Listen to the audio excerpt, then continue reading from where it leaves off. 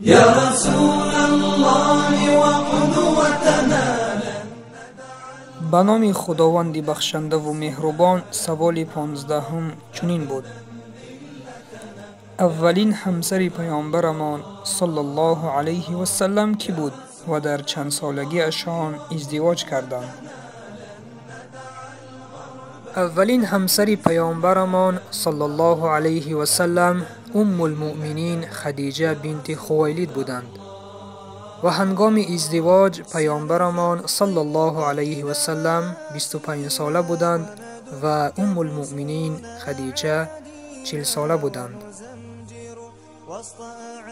برادران و خواهران عزیزم، بیایید با هم کمی باشد هم از تاریخ ازدواج پیامبر دیده می براییم. وقتی که خدیجه بنت خویلد از صداقت و برکت پیامبر صلی الله علیه و سلم در تجارت آگاه می شود، به پیامبر پیشنهاد می کند که با مالهای او به سفر تجارتی به سوی شام برآید. پیامبرمان صلی الله علیه و سلم این را قبول کرده با مال و اموال خدیجه بنت خویلد به سفر تجارتی به سوی شام برآمدند. در این وقت میسره خدمتگار خدیجه بنت خویلد همراه پیامبر صلی الله علیه و سلم در این سفر حضور داشت.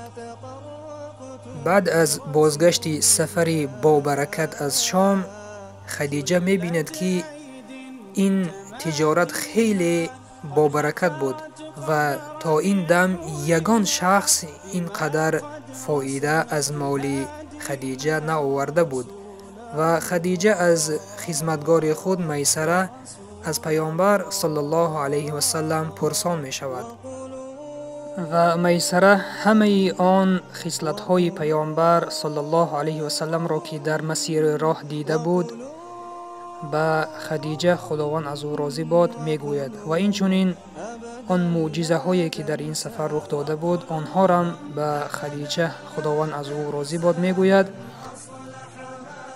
چون در آن وقت مادر مؤمنان خدیجه خداوند از او راضی باد شوهرش وفات کرده بود و بسیاری از اشراف قریش می خواستند به خدیجه ازدواج کنند، ولکن همه آنها را رد کرده بود.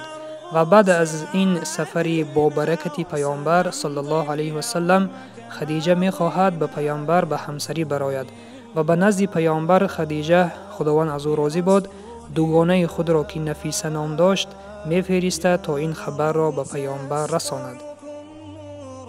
و بعد از آنی که این خبر به گوش پیامبر رسید، پیامبرمان صلی الله علیه و سلم به نزد عمک‌های خود رفته از آنها مصلحت پرسیدند و همه عمک‌های پیامبرمان صلی الله علیه و سلم این را پذیرفتند. عمک پیامبرمان صلی الله علیه و سلم رفته از عمک خدیجه خداوند از او راضی باد که عمرو ابن اسد نام داشت خدیجه را خواستگاری نمودند و مراسم عروسی پیامبرمان صلی الله علیه و سلم با خدیجه خداوند از او راضی باد بعد از 2 ماه بازگشت سفر پیامبرمان صلی الله علیه و سلم از شام برگزار گردید.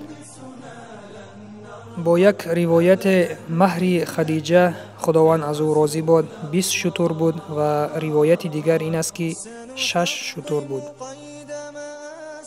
و همه ای فرزندان پیامبرمان صلی الله علیه و سلم از خدیجه هستند بجز ابراهیم که مادر ابراهیم مریم قبطی بود. همه ای پسران پیامبرمان صلی الله علیه و سلم در کودکی وفات کردند و دخترانشان به وایه رسیده به شوهر برآمدند و بغیر از فاطمه همه اشان در دوره حیات پیامبر صلی الله علیه و سلم وفات کردند و فاطمه خداوند از او راضی باد بعد از وفات پیامبر صلی الله علیه و سلم 6 ماه گذشت و او هم وفات کرد. خداوند از همه آنها راضی باد. برادران و خواهران عزیزم، این بود معلومات مختصری درباره ازدواج پیامبر و درباره فرزندانشان. السلام علیکم و رحمت الله و برکاته. لا ندري كيف تطرقتم لرسول الله.